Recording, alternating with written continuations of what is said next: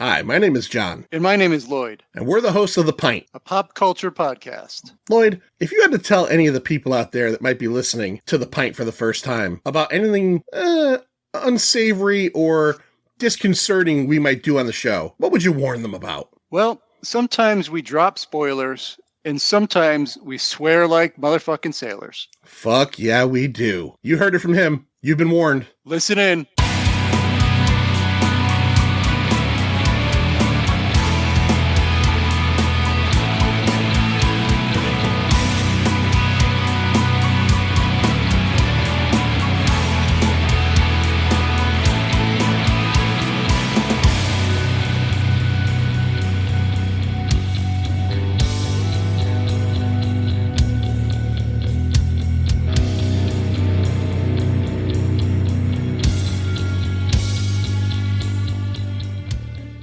Idolater, your soul is required in hell!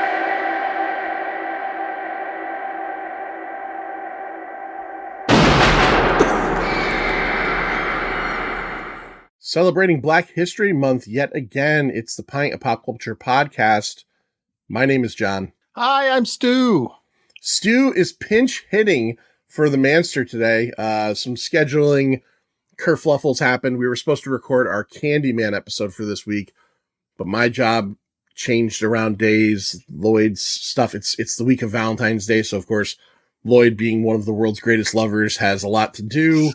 And so we're changing it up. We're doing a different movie. We'll talk about that in a minute. I'm curious about how all of a sudden you get days off. That's new. Yeah, it's sometimes shit happens. But yeah, luckily I'm off today.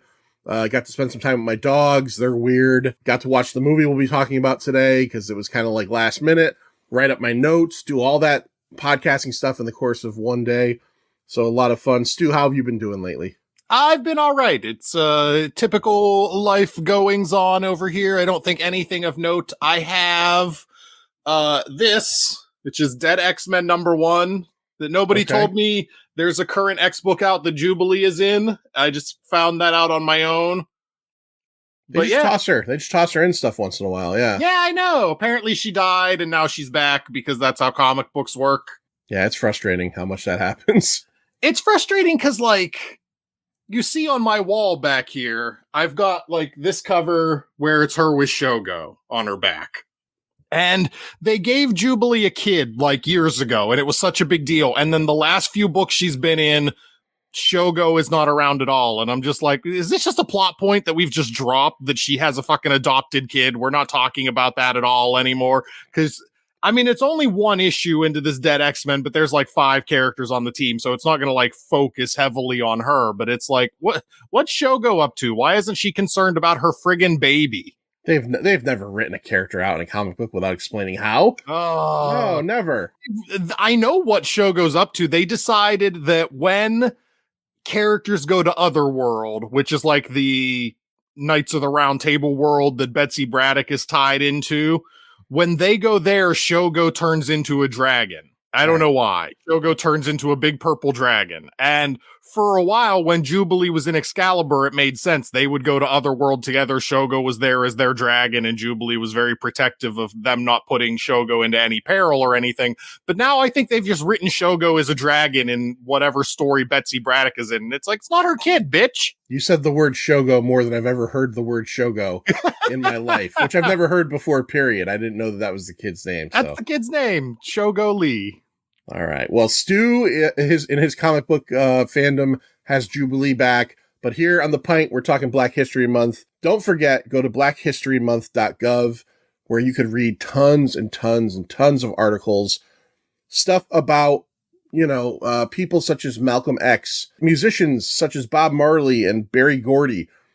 But if you want to get deeper than the pop culture stuff, dig into people like Garrett Morgan, who in 1923 invented the 3-light traffic light. So that traffic light we all see, red, yellow, green, Garrett Morgan, a black man, invented that. Alexander Miles in 1887. Automatic elevator doors. 2 things that are amazing about that is that a black gentleman created those and that they had them in 1887, which means they had elevators in 1887. That all blows my mind. And then finally, in 1892, Are you like me, where you just think like electricity was invented in like the 50s, and like before the 50s there was like no electricity? Like, it's so weird to think in the 1870s there were elevators, which meant they had like full on every place had electricity. Yeah, no, that's so weird to me. I tend to think it was around before the 50s, but not the 1870s. I guess.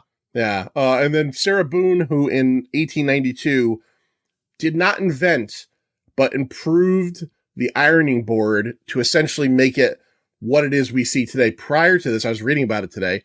Ironing boards were just like wooden blocks, square blocks.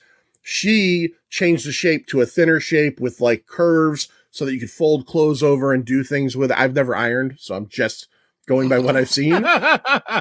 But we don't iron. I don't iron. I'd hurt myself with an iron for sure. I would get burned. I have ironed, but it's been since I was a teenager. I just don't wash clothes. Like if it's I wash clothes. If it's clothes that don't touch my body, I don't wash them. And I always wear undershirts. So I wash my undershirts, but like my button down shirts, I don't wash. I just wear them and then I hang them back up because they're not touching me. They're not getting sweaty or dirty. But they're touching other things at some points. At some point, you're going to have to clean those. At some point. It hasn't happened yet. Okay. All right. Stu, this is going to cause definitely I'm going to get messages. I'm going to get messages on you don't have to wash the clothes that don't touch your skin. They don't get dirty. Okay. Unless you get them dirty, unless you spill something on them. And then that's different. But I'm careful and I don't do that. I'll wear my jeans a couple days, but I will wash them like by like the third or fourth wear. Mm-hmm. But I do wear underwear underneath. So I get what you're saying, but yeah, by third or fourth day, I figure these things are going to start standing up on their own. I don't know. So, but go to blackhistorymonth.gov and you can read about a whole bunch of different people, a whole bunch of different things that have happened in the past. Here on the Pint, we're celebrating it, but we're also celebrating the pop culture end, because that's what we do here. Before we get into that, you mentioned Bob Marley. Are you going to see the Bob Marley movie? I might not go see it in the theaters, but it looks pretty good. It actually looks. I am not the biggest fan of biopics. Like, I don't dislike them, but I tend not to go for them. So it does look good, and his life story was amazing. So that will probably be one when it pops up on streaming or Amazon Prime. I'll rent it. But going to the theater, I don't know. You gonna go see that? It's possible. I have the AMC Stubbs A-list, so movies to me are essentially free. So I might go see it just because of that. I do too. I've had that now for a few months. But it's just more of a case of like the time and but I do like the last few times I've been to the movies. I went to the movies last night, as a matter of fact. I saw Out of Darkness. It's like almost nobody knows about this. Yeah, I haven't heard of that. It's a prehistoric horror movie. Okay. I saw the trailer for it when I saw something else about a month ago. And it came out and it was playing in some of the theaters. It's actually pretty good. It's not great. I'm not telling people to go rush out and see it, but it's worth a watch at the very least. So, but they had the Bob Marley trailer during that as well. I went this past weekend and I had a 2-movie day. I went and I saw Lisa Frankenstein, and then right after Lisa Frankenstein ended, Argyle started. So since that was in the Dolby Theater with the big comfy chairs, I went and saw Argyle after Lisa Frankenstein was over. So one of those rare 2-movie days in the theater because I'm exciting and have a rich, fulfilling life. I don't want to spoil your opinion of it in case you're going to do anything with it, but I listened to So Wizard. Yeah. And I listened to, We Watched the Thing, and pretty much as a whole, they all hated Argyle. It starts good. Like the first 2 acts are actually pretty good, and then the third act is just trash. The third act kind of ruins things. The movie is nothing but reveals. Like the trailer literally shows you nothing except the first third of the movie, and then like everything afterwards, it's like reveal, and you get to a point where some of the reveals start contradicting other reveals, and I don't know how it made it through one layer of storytelling editing. Okay, yeah. The trailer kind of interested me, but not enough to go see it in the theaters. Oh, it's a rad as hell trailer. Yeah, the trailer was pretty good, but now listening to some people, especially people that I tend to trust their opinions for the most part. And me. And well, now you too as well. Yeah, you too. People you trust the opinion of, and me. And you, yeah. Sometimes there's some Stu opinions that are a little shocking, but that's okay. All right, let's talk about New Jack City. Open the gates! Everybody line up for extraction! Let's go! Let's move, prepare! Yeah. Open the door. Let's go. All right, so New Jack City was released on March 8th, 1991. It was directed by Mario Van Peebles. That's right, Mario Van Peebles. He is, as a director, he did Posse a couple years after this, the African-American Western. He's done TV episodes of The Last Ship, Sons of Anarchy, and Lost. He's more known as an actor. Full Eclipse, a HBO original werewolf movie from the early 90s that I was always a fan of back then. I haven't seen it in years. Jaws the Revenge, where, if you don't know, his character either lives or dies, depending on what version you see. I heard the Contrarians talking about that when they did that episode. That's right. Yeah, and he was the bad guy in Highlander 3. This was written by a guy, so story and screenplay, Thomas Lee Wright. He wasn't really much of a writer. He was mostly an executive at Disney and Columbia. He developed films such as Flashdance, Trading Places, and a film Stu and I did over on the Pint Insider last year, 48 Hours. Oh, yeah.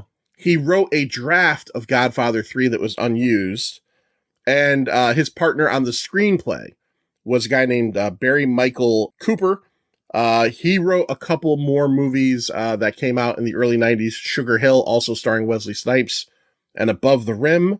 His screenplay was heavily based on an article he wrote for the Village Voice in 1987 called Kids Killing Kids, New Jack City Eats Its Young. So kind of his story was the basis as to what Wright based the idea off of, and then they wrote the screenplay together. So was this the Kids Killing Kids, was that more of a, or I guess less of a fictional representation? Was that more of a like expose or something? Yeah, that's what I'm trying to say. Yeah, it was talking about the crack epidemic in New York City in the late 80s or to the early 90s. That makes sense. That's what I wrote in Letterboxd about this movie, so that makes more sense, that this is more of like this is what's happening to the poor in our country than it is like here's an entertaining movie about cops and criminals. Right. It was filmed between April and June of 1990, all over New York City, Bronx, Manhattan,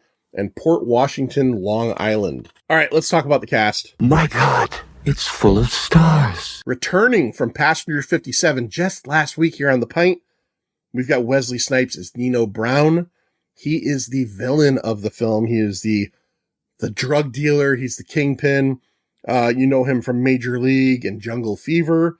Ice-T stars as Scotty Appleton. At the time, this was very much a on its ear casting, because Ice-T, even though he was in the military in his younger life, kind of known as being affiliated with like the gangster rap movement, and not a fan of the cops. A couple years after this, he'd get in a lot of trouble with that Cop Killer song that, with Charlton Heston freaking out over it, and all these people freaking out over it. His Body Count album was getting taken off the shelves. He plays a cop. You know him from at least 36 seasons of Law & Order SVU, Surviving the Game. And I think, Stu, am I right? If I remember correctly, he was in another film we did on The Insider. Was he was in Johnny Mnemonic, right? At the end? Isn't he one of the henchmen? That sounds right, but I'm getting it confused because I most know him from an episode of my show I did where he was on Tank Girl. I did Tank Girl right around the same time that we did Johnny Mnemonic, so I'm probably getting confused there. Okay. All right. I think he was Mnemonic too. I think he had a very small role. Alan Payne plays G Money, second in charge over with the Cash Money Brothers. That's the gang name that we're going to be talking about. He is in CB4 as Dead Mike. Where you from, nigga? Coming straight out of Lowcats. A crazy motherfucker named Dead Mike. So get ready, cause you're going for a long hike off a cliff. I'm driving you over. Now you're dead with your 4-leaf clover. Float like a cannonball, sting like a shark. I'm the nigga waiting for you in the dark.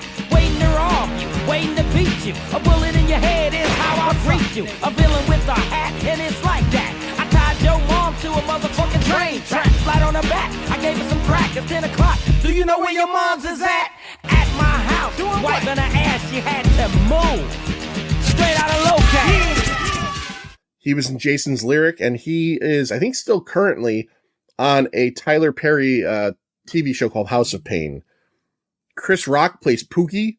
You know Chris Rock from SNL, from CB4, from the terrible Saw movie Spiral. Fucking one of the worst movies I saw last year. It's so fucking bad. And obviously, you know, all the noise about him and Will Smith.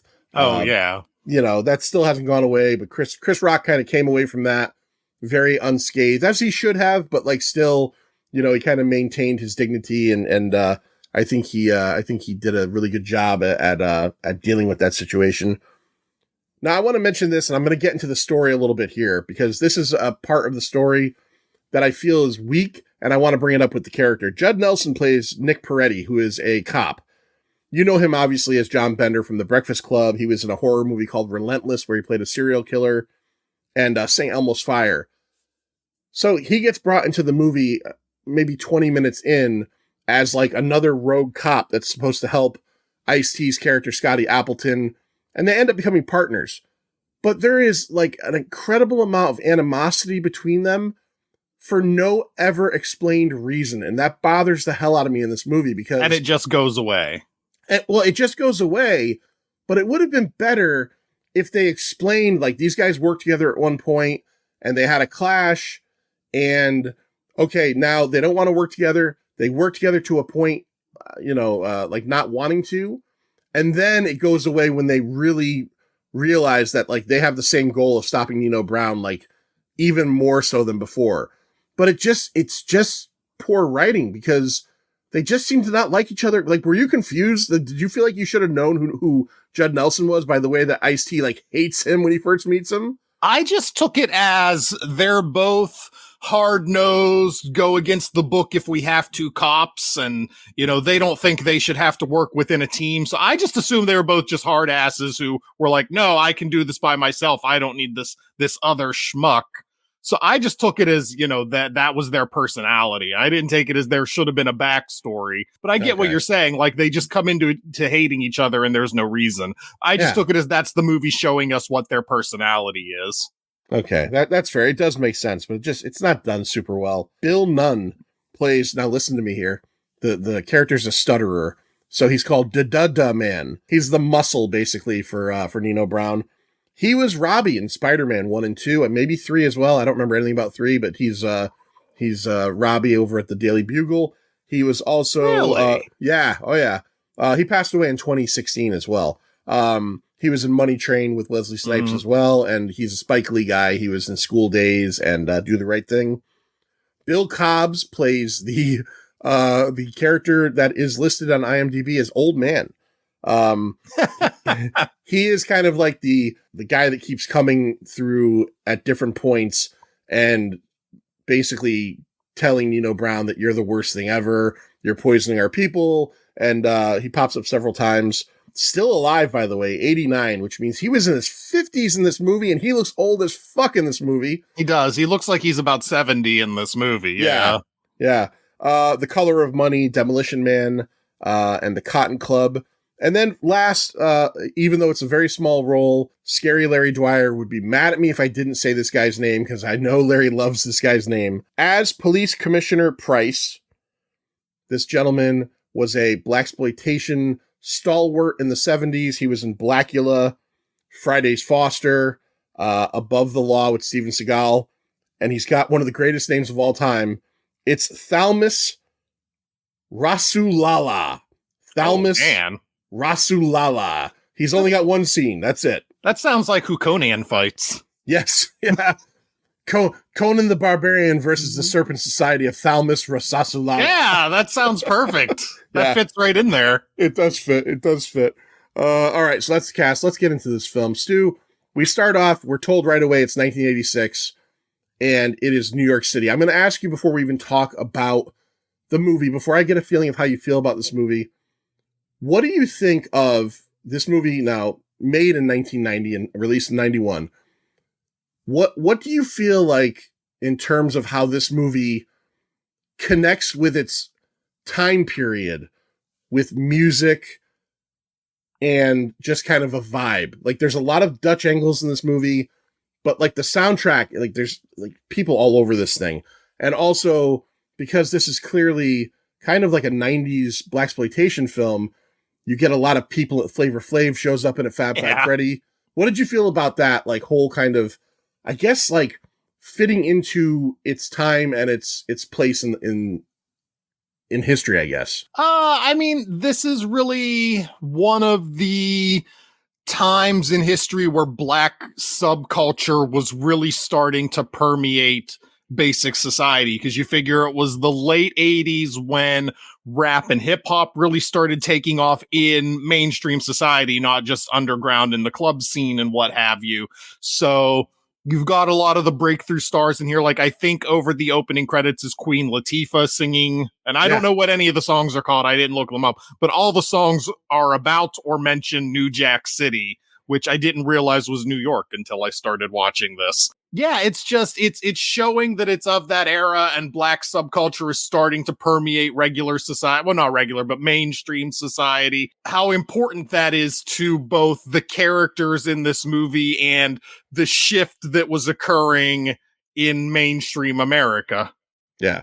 And the way you responded to that is exactly how I poorly questioned it poorly worded the question was, this feels very much like that point where hip hop culture is moving to the forefront. Mm-hmm. I remember I went to high school in Middletown, Connecticut, which had a large black community. And I remember to this day, I didn't see this movie in the movie theaters, but I remember sitting in one of my classes and like overhearing a group of black kids sitting near me talking about how they went the weekend this movie opened to see it like 4 or 5 times. Because at that point, like there wasn't a lot that was like all black casts or all casts of color, like kind of just jumping out at you. And so I don't know. I think when I watch this, it always gets a lot of nostalgia points because the hip hop soundtrack, the R&B, Keith Sweat sings during a wedding scene. Like, there's all these people from that era that are just like in and out of this movie. I think that part of it, the actual setting part of it, Van Peebles did a pretty good job with. I'm trying to think, like in the 70s, you had the blaxploitation era. And then in the 90s, you started having a lot more black-centered cinema. Obviously, like In Living Color became a very big show. And a lot of the cast members from In Living Color, like Jamie Foxx and the Wayans family, all kind of branched off and started doing their own cinema. It's hard for me to think of, and maybe it's just not a part of my culture. Maybe it's just something I've never personally thought of. It's hard for me to think of a lot of like black-centric movies from the 80s, because even the stuff with like Eddie Murphy, it was Eddie Murphy with a white cast. It was Eddie Murphy with Judge Reinhold or with Nick Nolte or what have you. Are there any big that I'm just completely blanking on, like black centric, all black cast, black director, black writer movies from the 80s? Because it feels like that's kind of a lost decade in my mind anyway. I think you're right. I think if you want to dig into stuff like Break-In and Breakin' 2 and Beat Street and like the hip hop movies like that were coming out in the mid 80s, and then later on in the decade, I think that's one of the reasons why Spike Lee is such a big name, is that he kind of came out and started making movies that are... That's true. When did he really get his start? 86, 87. Okay. Like, Do the Right Thing is his first big movie, and that was 89. But like 86, 87, he kind of came out of film school and started throwing together these movies that were heavily... You're absolutely right. I think that there was a kind of a dearth, because if you think about it too, around the time of New Jack City, House Party 2, they were all early 90s. That's when that's like when hip hop was like, hip hop obviously was big in the late 80s, but it was blowing up and becoming something that like you'd hear on regular radio stations, and people like me, I'm buying, white kids are buying stuff that's not the Beastie Boys or Run DMC. Mm-hmm. I'm going out and buying Tribe Called Quest albums and stuff like that because it's starting to permeate into white culture. Yeah, you're right. I think the 80s has kind of a dearth for sure. So in this beginning of this movie, we have 2 separate scenes that introduce us to kind of like our protagonist and antagonist, Scotty Appleton, the cop, and Nino Brown. We meet Nino Brown. What's he up to? What's happening with Nino Brown right off the bat, Stu? I didn't write about what's happening with Nino Brown. The first note I have is that Chris Rock tries to rip off Ice-T. So I know how we introduced Ice-T. Right. I didn't write a note down on how we introduced Wesley Snipes' character Nino. The Dada Man has got a guy hanging off a bridge. Oh, and, that's right. They're hanging the guy off the bridge. Why did I not write a note about that? Yeah. You know what? I was writing a note about they're showing you the cityscape and there's like news reports going over the background and you can hear all these things and they're talking about. I just wrote this note about how in, the 1980s, they're talking about income inequality and the rich are getting richer and the poor are getting poorer. And I was like, just you wait, movie. The 2000s are coming. It's going to get so much worse. So they got a guy hanging off a bridge, very nattily dressed businessman looking guy. I love this scene. I always have, because Nino Brown comes over and is like, well, you didn't give me my product and I don't have my money and we're tired of waiting. And there are so many movies where the villain, the Nino Brown or whoever the character is, would tell the guy, pull him up. We'll give you one last chance. He kills him. He's like, says, see, you wouldn't want to be you. This is part of what I like about this movie so much. And it does kind of, mirror real society with a lot of these like criminals that start to become way big for their britches. Is he does a ton of shit in daylight, like with no problem. He kills that dude at like 2:28 p.m. on a bridge, on a busy New York City bridge. There's a scene a little bit later where he's trying to take over a building. We'll get to that. He marches the guy out naked in front of everybody. He starts to do everything because he's trying to show who he is. So we get a feeling we meet him. He is the, like, kind of the guy in charge, but G Money is his, like, lifelong best friend who isn't as ruthless or as smart as Nino, but has put his part into making this what it is. And we immediately can see from the beginning that there's going to be some kind of strife between these two guys eventually. Where do we meet Scotty Appleton and Pookie, Chris Rock? So we meet them just kind of on the city street somewhere. They're doing a drug deal, and at the first instance, you don't know Ice-T's a cop. You just think it's two guys having a drug deal, and Ice-T's supposed to Ice-T has the money. Chris Rock Pookie is supposed to have the product, and he gets Ice-T to show him the money, and he grabs his bag and he grabs a bicycle and he runs off trying to escape from Ice-T. So you get like this Ice-T on foot versus Chris Rock on a bicycle chase scene to open the movie for those two. And then Ice-T eventually just tackles him and takes him down, and you find out he's a cop. Shoots him in the ankle, right? They say he shot him. Yeah, I didn't remember seeing it, but they do say like, oh, he shot him. Yeah. Oh no, he does. He shoots him. Yeah, but right in the heel or the ankle. I thought the bicycle foot chase scene was pretty fucking good, especially with the Rock character going down all those stairs. I like that a lot. Yeah. No, it was interesting. It's funny because there are points where there's like an overhead scene and you can see them, and like you can tell Ice-T could definitely run faster if he wanted to, but he's trying to maintain a pace, so he's not just immediately catching up to Chris Rock. I don't know if Chris Rock just rides bicycles slow or there were too many people in front of him, but you could tell Ice-T was leisurely chasing him. That's what happens there. We meet him. We know that he's an undercover cop, narcotics cop. A little bit of story that we learned from him later in the movie is that, he's a cop because when he was like, a kid, some random thug kills his mother for no reason. We learn who it is later on, and I hate that part. I hate how every movie has to do that. I hate that. We'll just spoil it right now. It turns out to have been Nino Brown as a youth, and it doesn't add anything to it, and it just makes it's that thing we do now in movies now, where it's like, oh, James Bond and Blofeld were like they're on the same football team. Like, you don't have to have people always be involved in your life to make them someone you want to take down. Did that bother you when that came up? I didn't like it so much that in my brain, I rationalized it away as whenever he says like, you killed my grandma, he meant the general you, like people like you. Like, I think you're right. He meant like you literally, Wesley Snipes' character, Nino Brown, killed my grandmother. But in my head, I was like, no, that's awful. I refuse to accept that's what he means. I internalized it as he meant like scum like you. But I think that, what the movie meant was literally him. And yeah, that's terrible. Yeah. That's so stupid because it takes away his it takes away his impetus for just being a good cop who wants to take this stuff off the street, and adds this weird, like, John Wickian revenge angle that he didn't need. I hadn't seen this in a while, and I kind of had hoped that when Nino Brown tells him that he killed a woman, and I kind of just hoped that it would just be like, almost like a wondering for Appleton, instead of like at the end when he's like beating him and says, "You killed my mother." Like, I would have just rather have been like, oh shit, like maybe this is the kid. But you know what? It doesn't matter if this is the kid or isn't the kid, because it was a kid like this, and I gotta, like you said, I gotta stop all this to make all this stop. Yeah. So we jump forward a little bit, and at one point, Nino Brown has a meeting with all of his people, and he basically says, "This is what we're gonna do. We're gonna do the raid redemption. Yeah. I am going to take over this building called the Carter.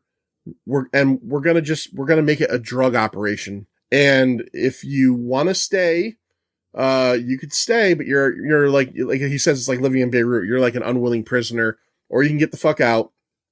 But we're gonna do this."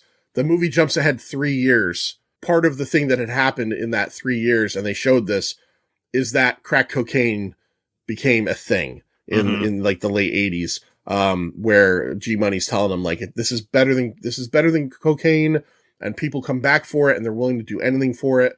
And that's what Nino Brown builds his Cash Money Brother empire on, is crack cocaine and the fact that he has this like building. So now we jump to 89, and then we see it like go to 90. We see time kind of pass a little bit. And he's essentially like this untouchable, like fucking drug lord in Harlem. Meanwhile, he is getting to be so big for his britches that like all the little deals he made with other gangsters, and they go to the Italians a lot. Yeah. He's getting very brazen and like, I don't need you anymore. We're going to do things my way, and we're not going to do things the way you want. What did you think about Wesley Snipes' performance in this movie, Stu?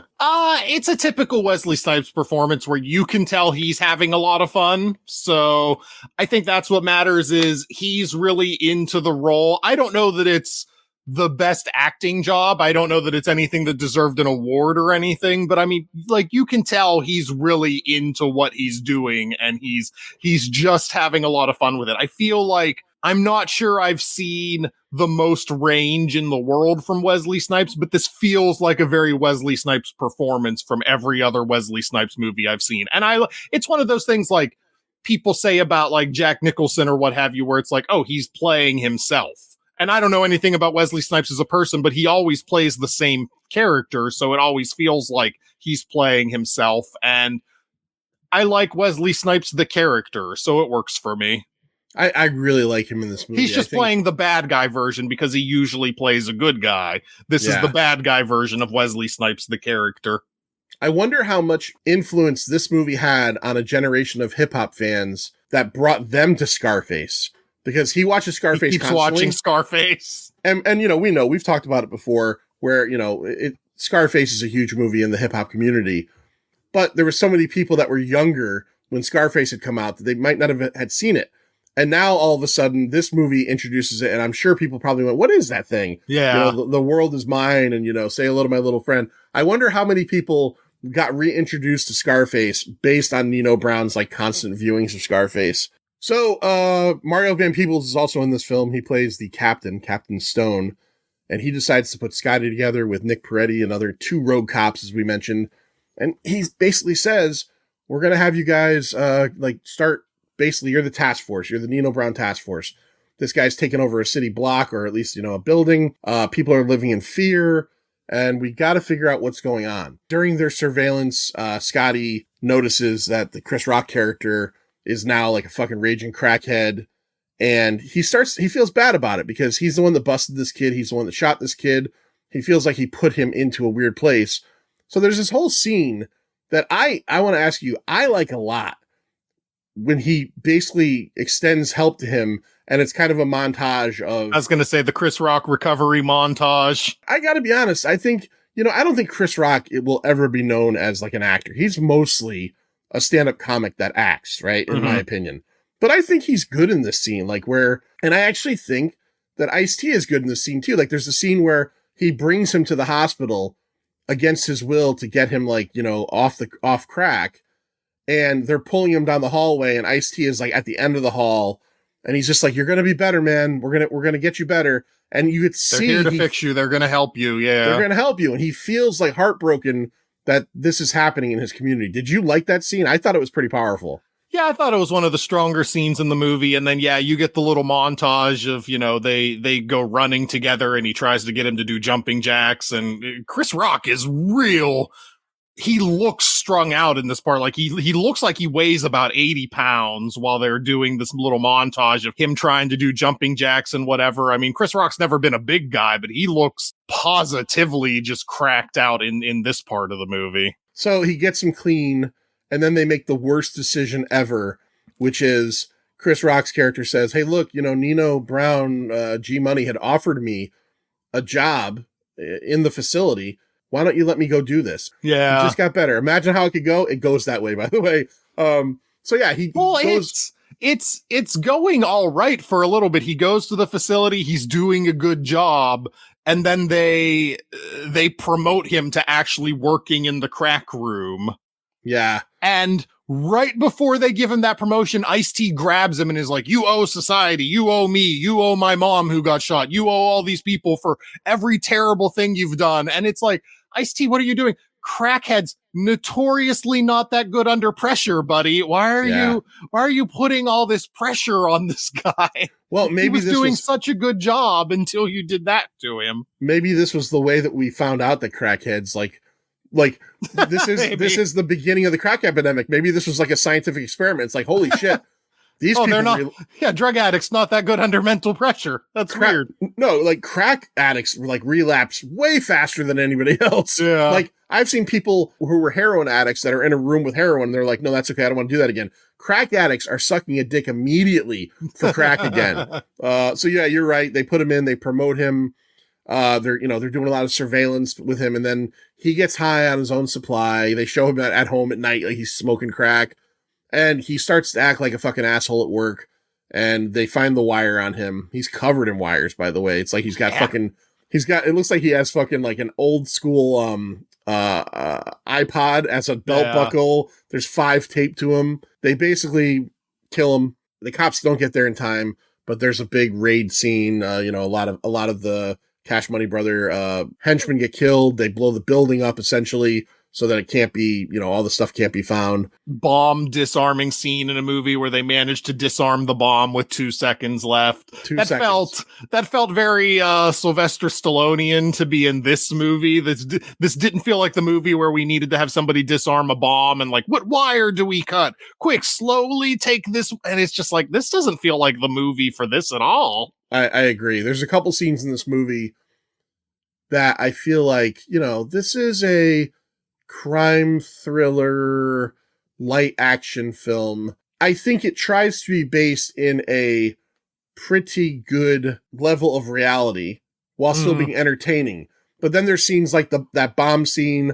There's a scene when they're in Ice Cube's loft where Judd Nelson just shoots like at the target range inside the loft, which like that who you got to call even though you're the cops, now you've got to call the cops. Like why you're unloading a firearm, discharging your firearm in an apartment. Yeah, like so there maybe I know those both had Judd Nelson. Maybe he was the problem in some of this, but now we start to have some problems between Nino Brown and G Money, the 2 top guys in Cash Money Brothers, and it starts over a woman, of course.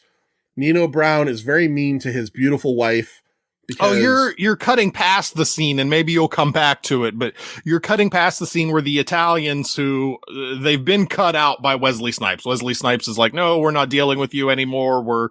I'm doing my own thing and I'm making my own self." And then the Italians come and they bring him the present. What's the present they bring him? Oh, I forgot about that. Yeah, that was awful. Well, first of all, the present is it's from Don, whatever the Don is, Don Eladio. I know that's Don something, yeah. That's from Breaking Bad.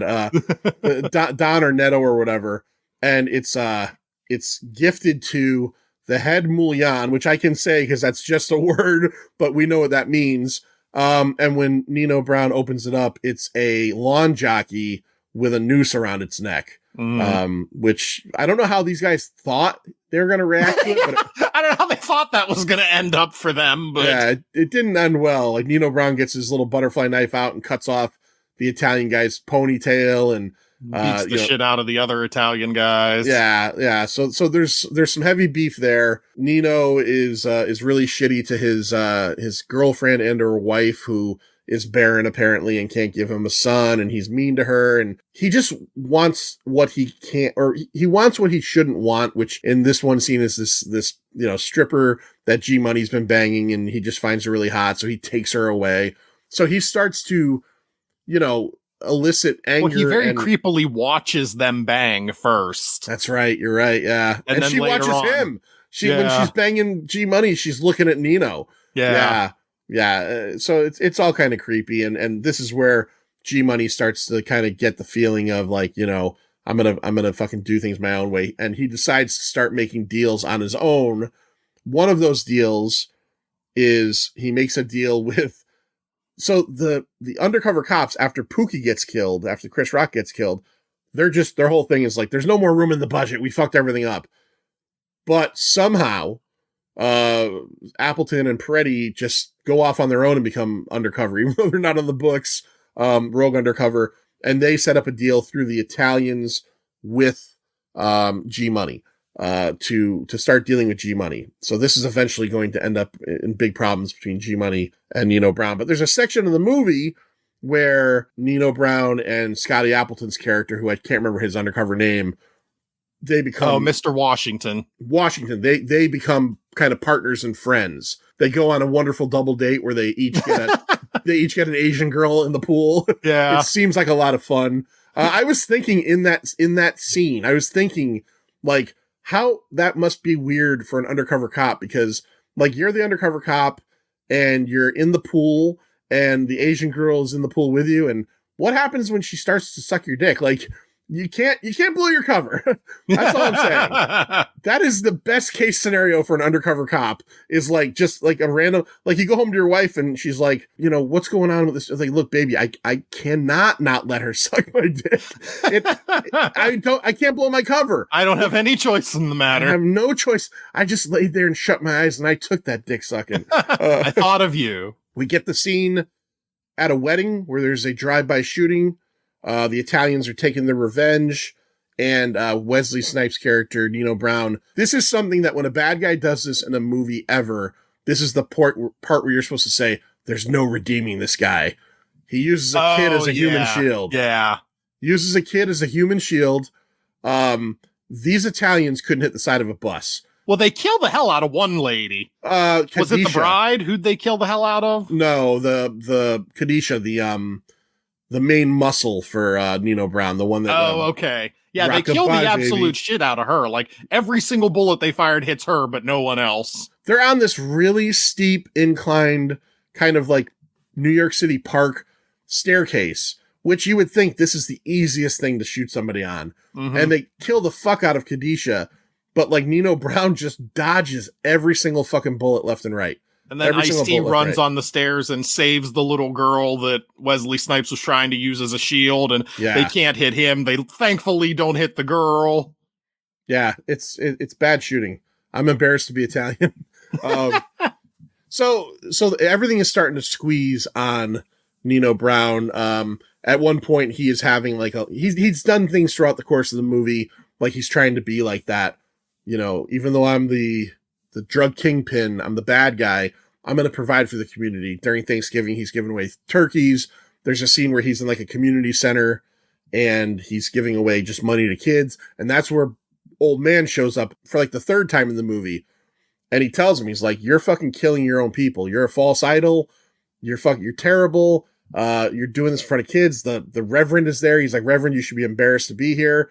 And he pulls a gun on him. And Ice-T's character as Washington, as the undercover version, just basically takes the old guy and gets him outside, saving Nino's life. But remember this old guy, because he's coming back with a vengeance a little bit later. Stu, what happens next? Is this where we get G Money and Nino's? What is the final? Well, there's a drug deal that starts going down, and while Ice-T is supposedly selling drugs to Wesley Snipes' character. And while Ice-T is down getting his supply out of his bag, one of the members of Wesley Snipes' gang makes him and is like, hey, I know that guy. He's the cop I saw earlier in the movie. And so there ends up being, in this warehouse, there ends up being a big shootout with Ice-T and the cops versus Wesley Snipes' crew. And Wesley Snipes does this weird Spider-Man kill, which I thought was really interesting. Yes. There's a cop who's kind of wandering around looking for someone to fight or kill. And Wesley Snipes comes down upside down like he's fucking Spider-Man and slits the guy's throat. I thought the same fucking thing, Stu. I watched that today and I went, why did he just Spider-Man that guy? Like, Spider-Man wouldn't kill the guy, but he certainly Spider-Man'd him. Yeah, he comes down upside down like he's going to kiss Mary Jane or something. It's great. Yeah, you're right. That was fucking weird. Scotty Appleton's cover's been blown. The Dada Man gets killed in a shootout. And Snipes' character, Nino Brown, ends up getting away. Mm-hmm. He eventually gets a hold of G-Money and they meet on a rooftop, and they have this scene where it's a pretty good scene where they're just discussing like G-Money's like discussing all his frustrations. He's like, dude, we started this shit together and you have been like a fucking, like, it's all about you. You're an egomaniac. And at no point does Snipes ever seem like he's not, like, that doesn't seem sorry. He doesn't seem like he doesn't really understand. He's very much in his own, like, yes, this is my thing. He kills him. He kills G-Money.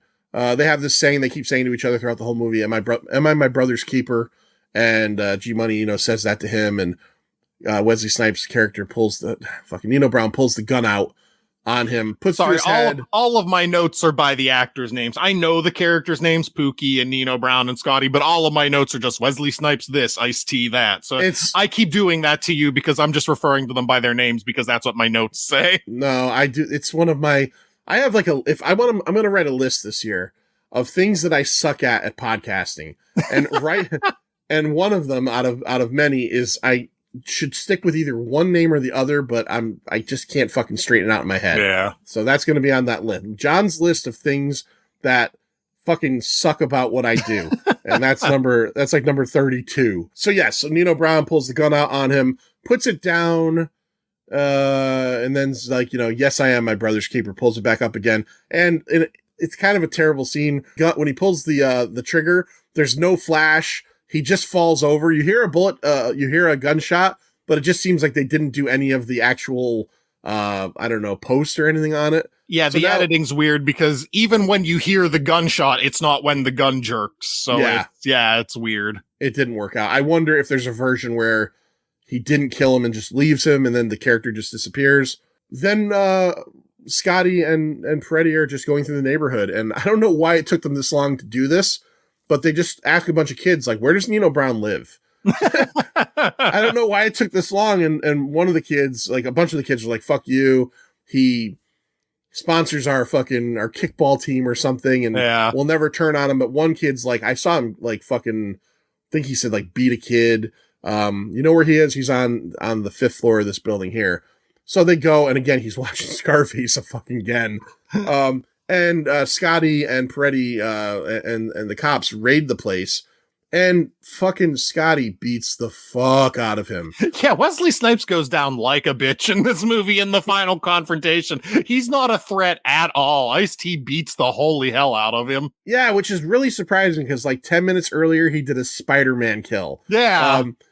He gets it. And I almost wonder if that was part of his character's plan, was just to let the cop beat the shit out of him to get him to to trial because he knew he was going in.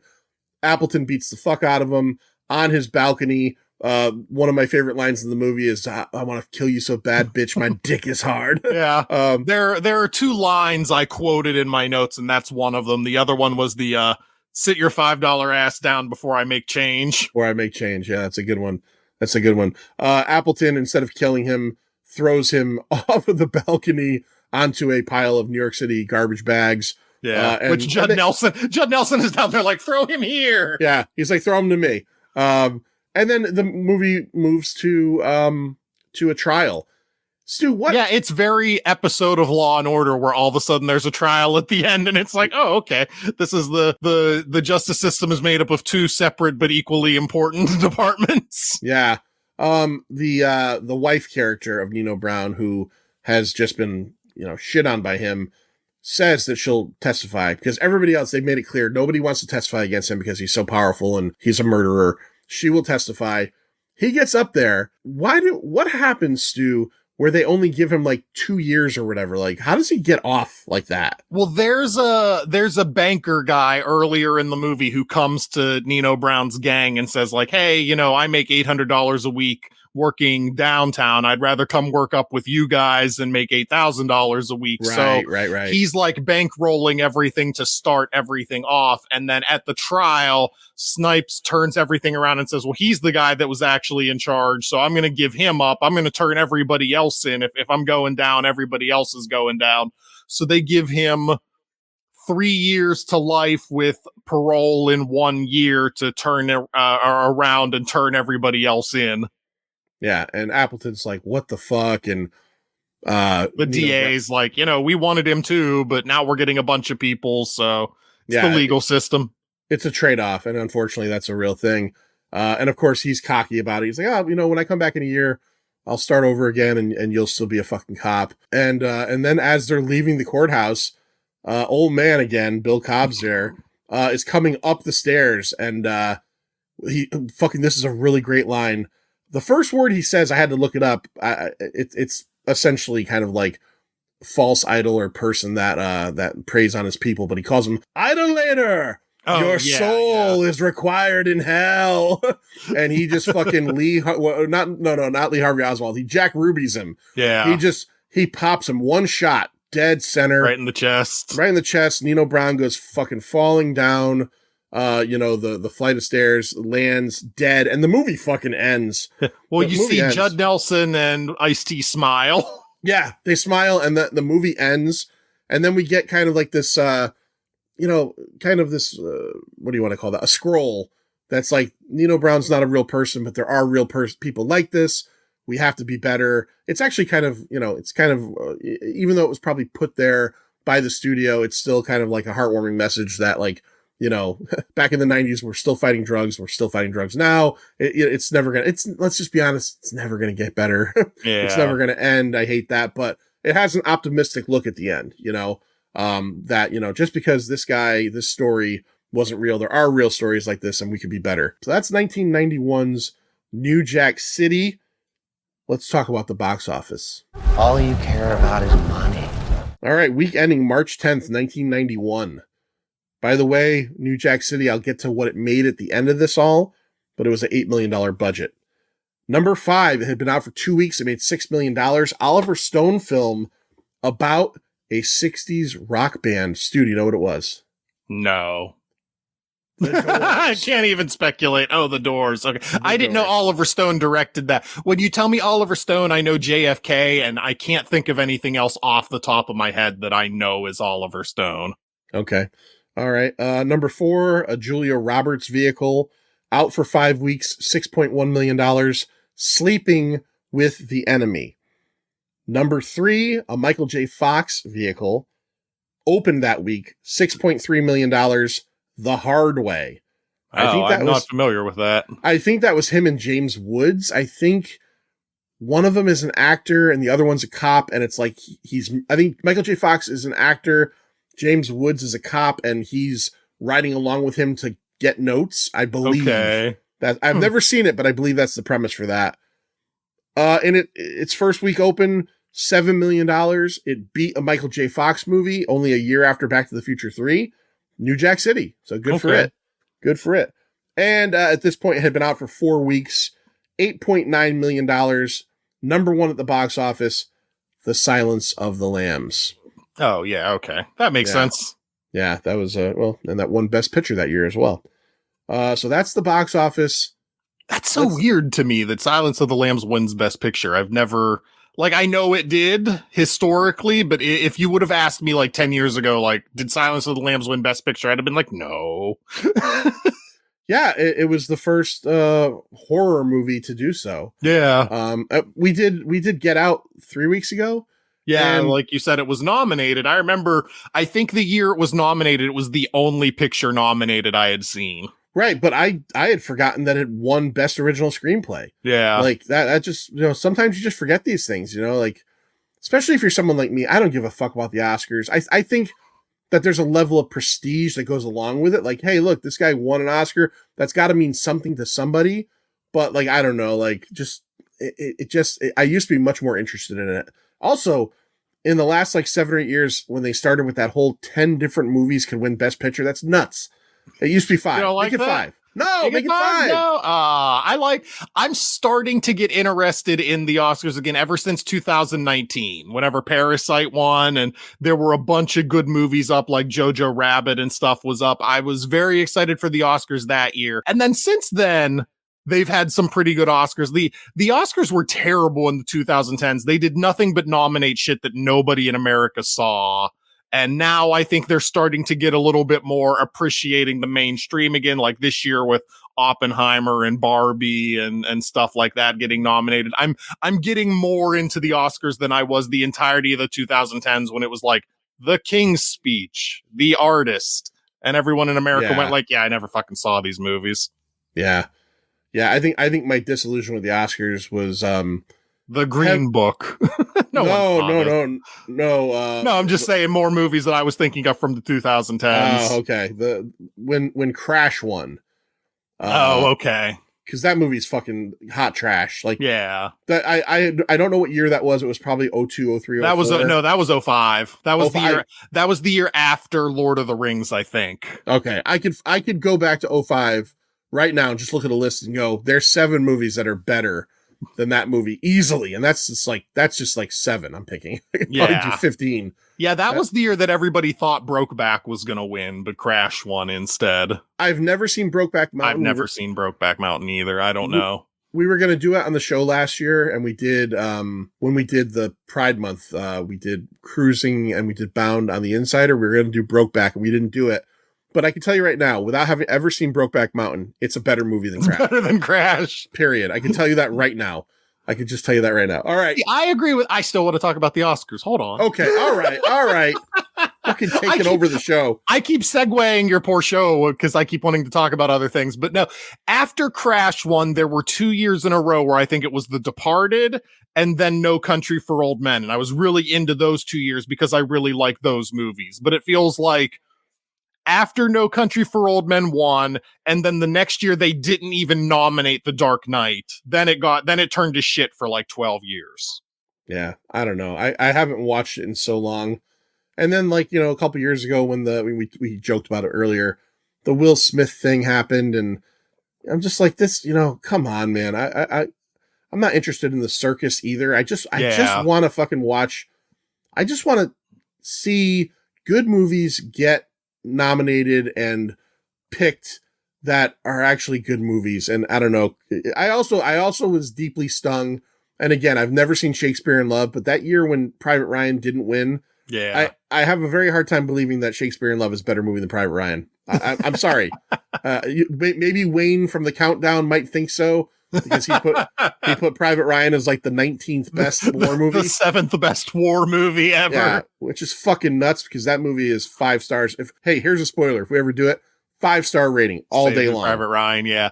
I've only seen it once, and I have a tough time giving movies I've seen once 5 stars, but I gave it 4.5. And I think I've said, like, on a technical level, the best movie ever made. Like, yeah. As far as like the technical aspects that go into making a movie, best movie ever made. Yeah, it's not only incredible technically. Keep talking about Saving Private Ryan during Wesley Snipes Black History Month, by the way. Oh, yeah, well. Because you did during Passenger 57 because of Tom Sizemore. Did we? Oh, okay, that's right, yeah, because he's in there. Yeah, I just listened to it today, yes, I'm pretty sure. Well, I don't want to say anything else about Tom Sizemore. There's not a lot of good there. No, it's okay, it's a great movie. Let's rate this thing. Okay. Hit me with it. Just give it to me straight. 0 being the worst thing ever, 5 being the best thing ever, quarter and half scale optional. I will start, because I'm really curious what you think of this movie in the long run. I love this movie. I've always loved New Jack City. I think it is entertaining. I think it's a snapshot of a period of time. I had it on VHS back in the day. I used to watch it all the time. I have not seen this movie in easily 15 years. A couple years ago, our buddies over at Forgotten Cinema, which, by the way, is coming back after a year off on May 1st of this year. One of my favorite podcasts. They quit. They stopped. They did a little Halloween thing around Halloween of 2023, 4 episodes, and now they're coming back in May of 2024. So if you haven't heard that, there you go. They did New Jack City. I listened to the episode and I wanted to watch the movie based on listening to them, and I just didn't get around to it. Just think it's super entertaining. I think Wesley Snipes is great in the role as Nino Brown. I think Ice-T, this is the first thing you'd ever really seen him in as an actor, and I think he's good. I think, like, a lot of rappers tend to be good actors because I don't want to say that they're a persona, but there's so much swagger there and so much they put out that they tend to be pretty good in roles. And also for the fact that he's playing a cop. This guy kind of admittedly dislikes cops, and his 2 most famous characters, New Jack City and SVU, he plays cops. The supporting cast is good. The soundtrack is really good. A lot of good R&B, a lot of good Color Me Bad, I Want to Sex You Up. I think this is the first thing I ever heard that in, and then it became a huge hit. Like you said, Queen Latifah.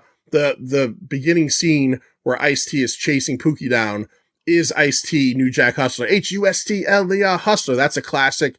There's so much good stuff going on in here. I like the fact that Nino Brown is just this fucking piece of shit. He gains all this loyalty over his people because of fear and power, but he does nothing to reward that, and he just betrays all of them over and over again. It's a great comeuppance scene when he gets killed by that old man at the end, because he's smiling. He beat the system. He's going to be out in a year. This guy has murdered people. This guy has done terrible things. And as he's smiling, this guy who multiple times through the movie, kind of pops up as almost like his conscience, you're doing this terrible shit. Someone's going to stop you. It stops him. So I've always really enjoyed this. It's crazy to think that it's like 33 years old now. Like, it makes me feel super old. Makes me feel super old. There are some things that tick away on it. I know what you said, Stu, and I agree with the Peretti and Appleton relationship where, like, okay, well, this is probably why they have so much animosity. But I would almost have rather it had a little bit of a line like, oh, I worked with this guy before and he almost got me killed. One line. And I would have been like, okay, I get it. And then, you're right. When Pookie dies, they come together much easier. And that's a little bit too easy. The bomb scene doesn't fit in this movie. Pull that blue wire and, 2 seconds left. It feels like this Lethal Weapon 2 all of a sudden, or 3, whichever one had the bomb in it. But overall, I really enjoy this. I have a good time with it. It was fun to watch for the first time in forever. I'm going to go 4.5 on this one. Jesus. I really enjoy this movie. I can't ding it for much. I think it's a super digestible and fun piece of entertainment that also tells a story of something that really kind of has happened in our country. So it's almost like a lesson movie, but a fun lesson movie. And you know what? There's that whole subgenre, right? Of like good gangster films, and everybody's going to jump right to, The Godfather or Goodfellas and Casino, a lot of Scorsese stuff. Scarface, obviously. I think this belongs up in, I'm not saying it's as good as Goodfellas, but I think it belongs in the conversation of really well done and really interesting gangster films from say like the 70s to 90s. All right, Stu, what do you got?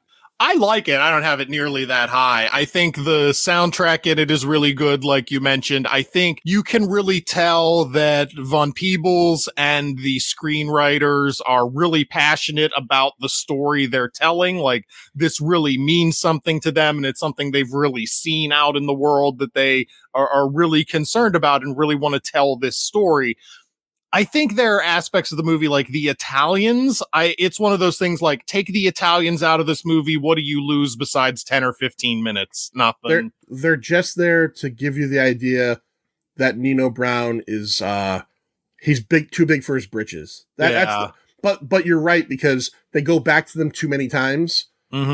You're right. And then the only They feel important, but yeah, like you never really get a sense of why they are there. Right. In the end, I think that they're only there for him to betray so that the cops can leverage them to meet up and, partner with them. Because he uses the cops. But you're right. They do go back to him multiple times, and it just seems like we need someone to kill some of Nino's, underlings at a wedding, and we need him to show that he's a coward in real life. And bring the Italians back. Yeah. But aside from that, I think for as tragic of a story as this is trying to tell, the ending is too happy. Like, it's a perfectly happy ending. They're gonna get all of Nino's associates, and Nino dies and doesn't get out of jail in his 1 year. So it feels like it wraps up a little too cleanly, but for the acting and the screenwriting and the passion that went into it, I give it a 3 out of 5. I liked it. I'd never seen it before. You've clearly seen it many times. I've only ever seen it this once, and I liked it just fine. I give it a 3 out of 5. I'm glad Stu enjoyed this one. Stu, before we go, let's talk about a little bit of live stream for The Cure. Yay! What is happening this year on live stream for The Cure? Do we know? No. Well, I know. I was like, you and I haven't made anything and haven't made any plans for our segment, so I don't know what I'm supposed to say. But yeah, it's the live stream for The Cure. This is their 7th year total? 7th or 8th? Yeah. 7th or 8th year. They're going to cross the 6-digit figure for the lifetime of the live stream for The Cure. They're going to cross the 6-digit figure, and probably on day 2 or day 3, they'll get up over $100,000 total donated to the Cancer Research Institute, which is just one of the best causes out there. And, cancer's the fucking worst. And we all know that. We've lost too many people just within the last couple years to cancer. So we're going to be doing a segment. It should be either the Thursday night or the Friday night of the live stream for The Cure, which runs May 29th to June 1st, I want to say. June 1st or June 2nd, but it's the very end of May. It's the last weekend of May. Let's put it that way. We're going to be doing either Thursday night or Friday night. It'll be something fun and interactive. We're going to play some kind of game, whether we play, what's your Pick Your Poison game called? Is it called Pick Your Poison? Pick Your Poison, yeah. Oh, okay. Or I have a game called Geek Out, which might be good to play on the live stream, but we'll be doing something. And last year for donations, I was drinking straight lemon juice. I shan't be doing that again this year, but I do have something I'm going to be doing for donations. So tune in to see what you can make me do by donating your money to the Cancer Research Institute. So if you listen to The Pint, if you're listening right now, in previous years, we did it under The Pint, and that's what we were scheduled as, and Stu joined us. This year, it's going to be under SWO, the banner Stu Show. And it's going to feature me and Lloyd. So this is important, even though it's only February now. Here's what I need you to do if you're going to check us out when everything's settled. And obviously, when we have dates and everything, we'll give you that. Start putting a couple of shekels aside every week. Because, if you listen to the show, and if you don't listen normally, my wife passed away from cancer last year.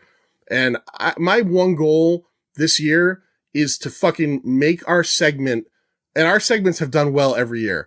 I want our segment to fucking explode with fucking donations. And I know that might sound like, I'm asking a lot, but I want to do that. I want to make them, the people that watch live stream, Nick and the folks that run it, I want them to remember what we did on our segment this year in fucking particular.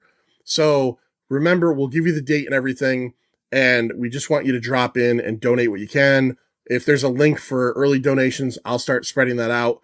But not that Lindsay's death made this any more important to me, but it's like an honor thing this year. Like I want to fucking ring that bell hard this year.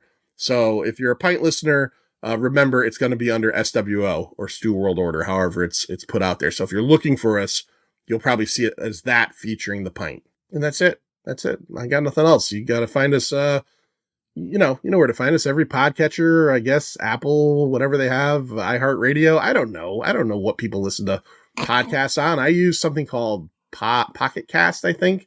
It's pretty good. I used to use Google Podcasts, and I got an email like 3 months ago saying we're discontinuing that. I So heard that. Yeah. I had to move all my shit over to Pocket Cast, which was more difficult than you'd imagine. But find us there. If you go to Facebook, it's the Pint of Pop Culture Podcast. If you go to Twitter, don't, because we're not there anymore. If you go to Threads or Instagram, so frustrating. Yeah, I always want to tag you on shit on Twitter now, or we talk about you in the old group chat that you used to be a part of, and you're not there anymore. It's so frustrating. I'm gone. If you want to find us on Instagram or Threads, it's at the Pint Podcast. And until next time, see ya. It's over, Johnny. It's over! Nothing is over! Nothing! You just don't turn it off!